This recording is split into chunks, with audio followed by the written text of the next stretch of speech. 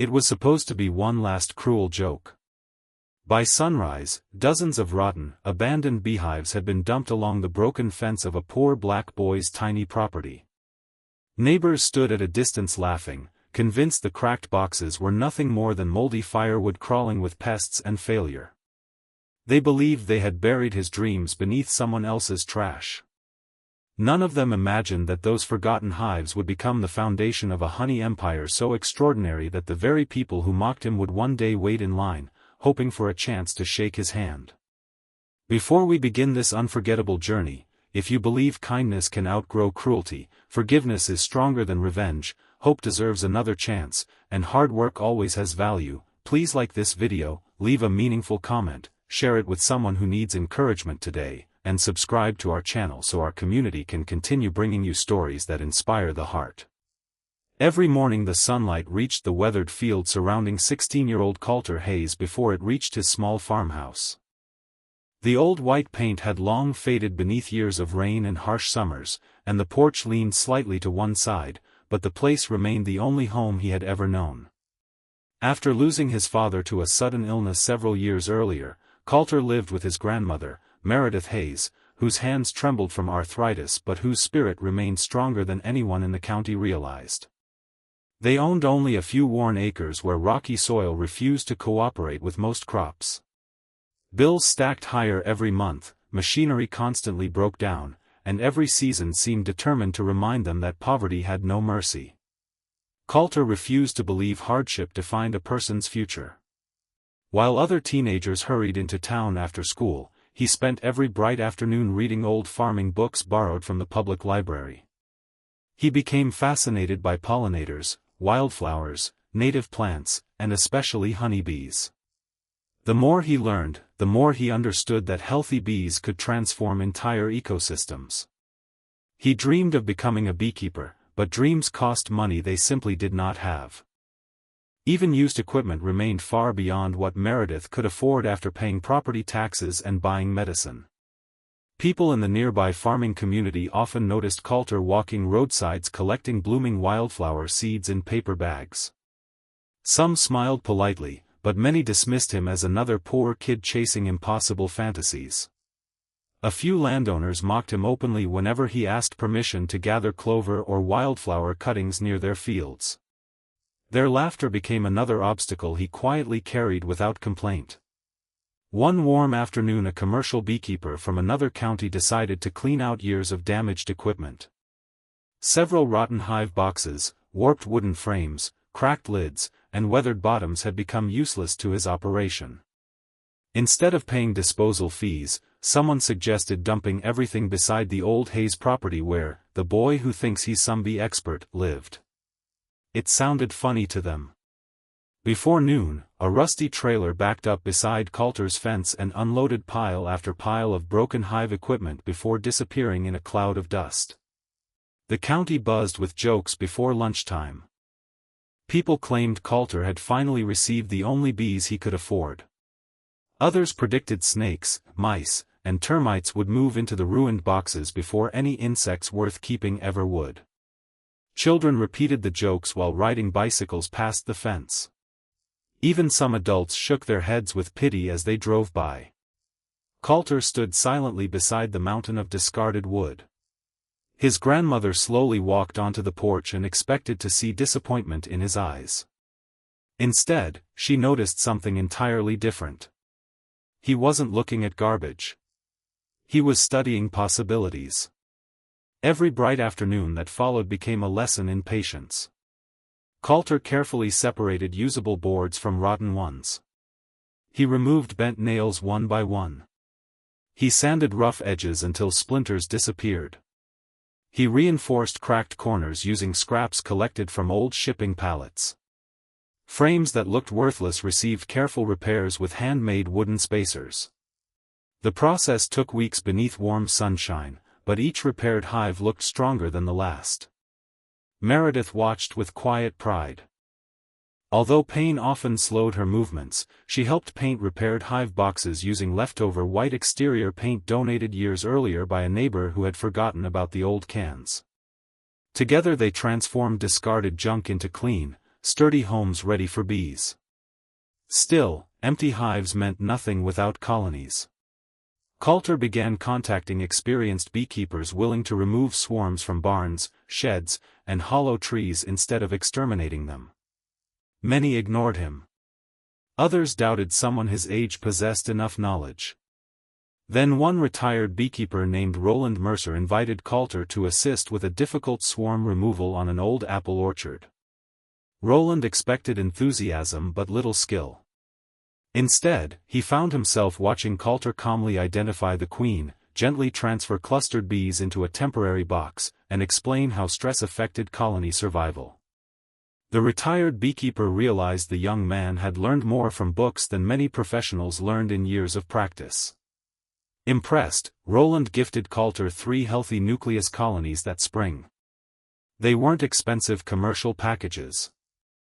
They were simply extra colonies Roland believed deserved a careful owner. Those 3 colonies changed everything. Coulter planted acres of nectar-rich wildflowers instead of trying to force poor soil into producing crops that never thrived. Lavender, clover, bee balm, goldenrod, and countless native flowers gradually replaced empty patches of dirt. Butterflies returned. Songbirds multiplied. Neighboring orchards unexpectedly experienced better fruit production as pollination increased across the countryside. People noticed but refused to admit the connection. By the following summer, Coulter's colonies had multiplied into nearly 20 healthy hives, almost every one built from equipment someone else had considered worthless. His first honey harvest wasn't enormous, but every jar reflected extraordinary care. Rather than rushing production, he filtered the honey gently to preserve natural flavors unique to each flowering season. At the local farmer's market, customers tasted his honey and immediately recognized something special. Every batch carried subtle differences depending on blooming plants. Some tasted lightly floral. Others carried hints of clover or wild blackberry blossoms. Families returned week after week asking specifically for Hayes honey. Demand soon exceeded supply. Instead of cutting corners, Coulter reinvested every dollar. He expanded wildflower meadows instead of clearing forests. He built additional hives using more reclaimed lumber. He taught local children about pollinators during daytime community events. Schools invited him to demonstrate safe beekeeping. Garden clubs asked for advice about supporting native bees. The boy once mocked for gathering roadside flowers slowly became one of the county's most respected young conservation advocates. Not everyone celebrated his success. Several large honey distributors approached him with contracts requiring mass production methods that depended on heavy chemical use and constant transportation. The money seemed life-changing, yet Coulter declined every offer. He believed healthy bees deserved better. Some business owners laughed again, insisting he would never build a real company while refusing shortcuts. Months later, an unusually severe drought settled across the region. Pastures turned brown beneath relentless sunshine. Many flowering plants withered. Bee colonies throughout neighboring counties weakened dramatically because forage disappeared. Coulter's fields looked different. Years of planting diverse native species meant something remained blooming almost continuously despite dry conditions. Deep-rooted wildflowers survived where shallow-rooted grasses failed. His bees continued gathering nectar while many commercial apiaries struggled. News spread beyond county lines. Researchers from a nearby agricultural university visited during broad daylight to study how his habitat management protected pollinators during extreme weather. They documented healthier colonies, stronger biodiversity, and significantly higher survival rates. Their reports reached conservation groups, specialty food companies, and environmental organizations across the state. Everything accelerated from there. Health food stores requested regular shipments. Artisan bakeries proudly advertised pastries made with Hayes honey. Cosmetic companies wanted beeswax for premium skincare products. Restaurants highlighted local honey pairings on seasonal menus. Tourism groups included Coulter's flowering farm in countryside driving guides where visitors watched bees working peacefully beneath endless blue skies. The same neighbors who once laughed while broken hives covered his fence now slowed their trucks whenever they passed blooming fields alive with buzzing pollinators.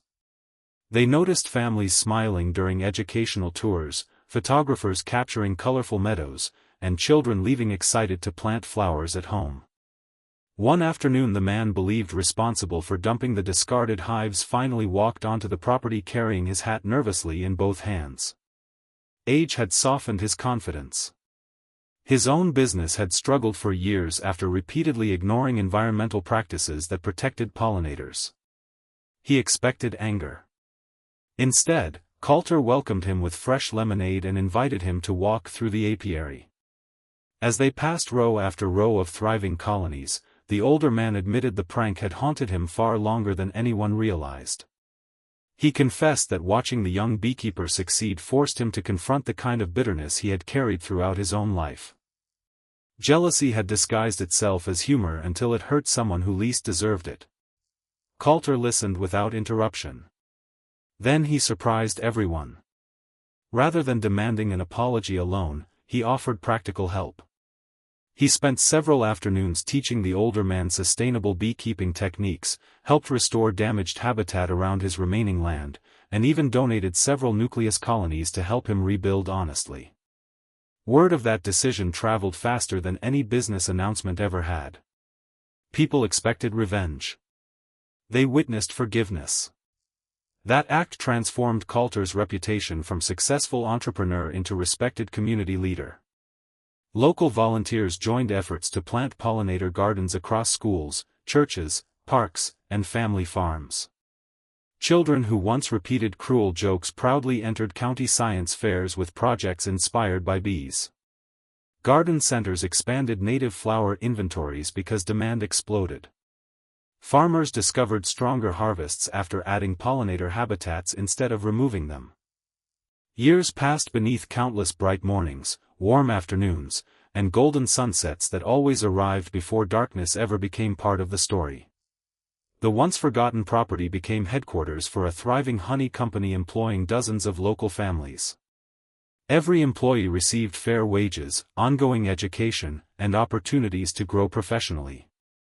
Meredith often watched visitors arriving from the farmhouse porch, tears quietly filling her eyes whenever buses unloaded students eager to learn from the grandson everyone had once underestimated. One remarkable afternoon, county officials organized a celebration honoring environmental stewardship. Standing before hundreds gathered beneath clear skies, Coulter looked across faces representing every chapter of his journey. There were teachers who encouraged him, children carrying packets of wildflower seeds, customers holding jars of honey, researchers documenting conservation success, former critics applauding sincerely, and neighbors who had learned that compassion always produces sweeter harvests than cruelty.